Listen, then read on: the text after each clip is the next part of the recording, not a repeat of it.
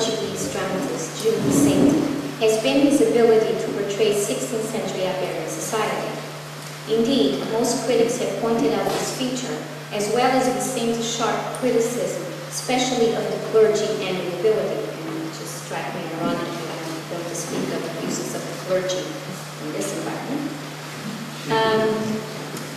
In terms of violence, it is important to point out that Gil Vicente lived through one of the most violent periods in Portuguese history. The violence that characterized the encounters with the others in the real worlds, the violence of the Inquisition, and the violence towards the Jews. Indeed, Gil Vicente was one of the few who commented and condemned the violent behaviors. One example is his defense of the Jew when they were subjected to violence as scapegoats for natural disasters. Vicente has also lived in a court where the presence of the Spanish was part of daily affairs. At the service of the bilingual court, the Portuguese playwright, like many of his contemporaries, and in addition to his Portuguese works, wrote many of his plays in Spanish, while others were fully bilingual. For a writer who constantly criticized the excesses of the clergy and the nobility, it should come at no surprise that he extends his criticism to the neighboring Spain. Generally speaking, his views on the Spanish are, for the most part, negative. Several examples are found throughout his works. In his Auto da Fama, the Portuguese Spain is desired and courted by several others, including France, Italy, and Spain. However, none of these countries are worthy of the attention of the Portuguese Spain, as she symbolizes the greatness and unmatched spirit of the Portuguese Empire. In the Tragicomédia da Serra da Estrela, the Serra asks the following question to a group of men. Sois vós de Castela, manos, ou lá debaixo do extremo? The answer comes from one of the Portuguese from the local of Sadoal. Agora nos faria o demo a nós outros castelhanos? Queria antes ser lagarto pelos santos evangelhos.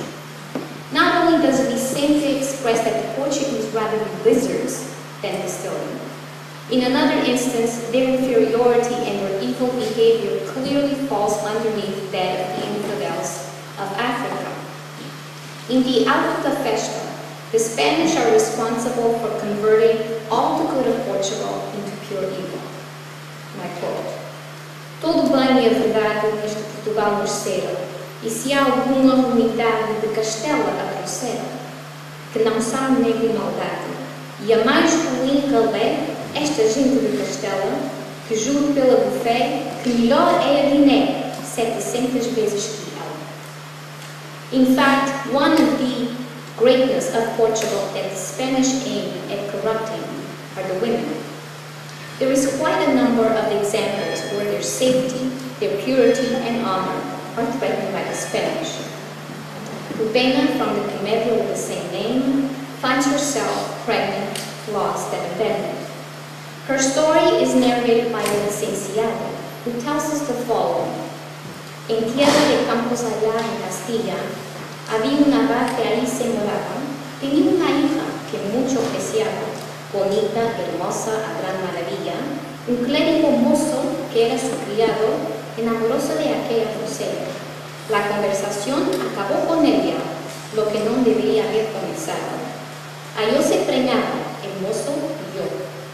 Su padre era fuerte, cruel per nación, celoso y bravo, sin templa ninguna, lloraba Rubena su triste fortuna, rompiendo las perlas de su corazón.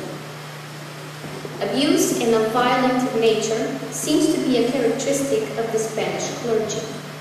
However, seducing women is generally a characteristic of many of the Spanish characters. One of the best known is the Castellano, who appears in the Auto da India. This plot presents the corrupt life of a Portuguese woman who, after her husband leaves to India, is courted by several suitors. Among them, and the most striking and comical, is a Spaniard. He appears to have the same characteristics as Rubena's father, fuerte, muy bravo, sin templa His love for her, as he declares, is so great that he even states he would rather die of a violent death than to be without her. I quote, "No fue el Juan de Zamora que arrastrado muera yo, si por cuanto Dios crió os dejara media hora. Y aunque la mar se humillara y la tormenta cesara, y el viento me obedeciera y el cuarto cielo se abriera, un momento no os dejara." He then explains what type of man he really is.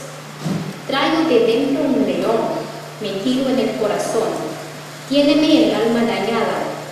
Pensas secretar esta espada en nombres que es perdición. Ya Dios es inoportunado de las almas que le envío, y no es en poder mío de echar una cuchillada.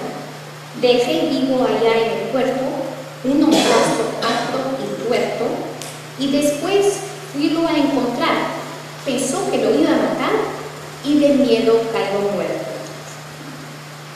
The critics have interpreted his comments as a series of españoladas, quite common in the characterization of the Spanish and Portuguese literature of that time.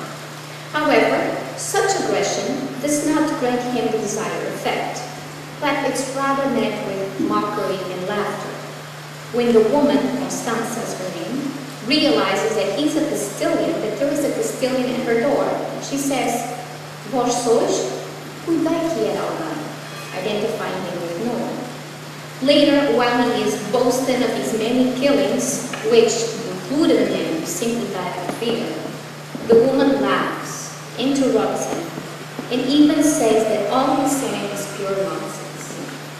Eventually, they arrange a meeting. However, when he returns, she is already occupied with another suitor. After she makes him wait, he threatens to take her by force, and exhibits again a violent behavior. "Asosiega corazón, adormiéntate león, no eches la casa en tierra, ni hagas tan cruda guerra, que mueras como Sansón. Esta burla es de verdad, por los huesos de Medea, sino que arrastrado sea mañana por la ciudad, por la sangre soberana de la batalla troyana, y juro a la casa santa." And he continues, "Quiero destruir el mundo, quemar la casa es la verdad, después quemar la ciudad, señora, en este me fundo." Again, the response by Constanza is not what he expects. She not only dismisses him altogether, but also points out again that he's bluffing.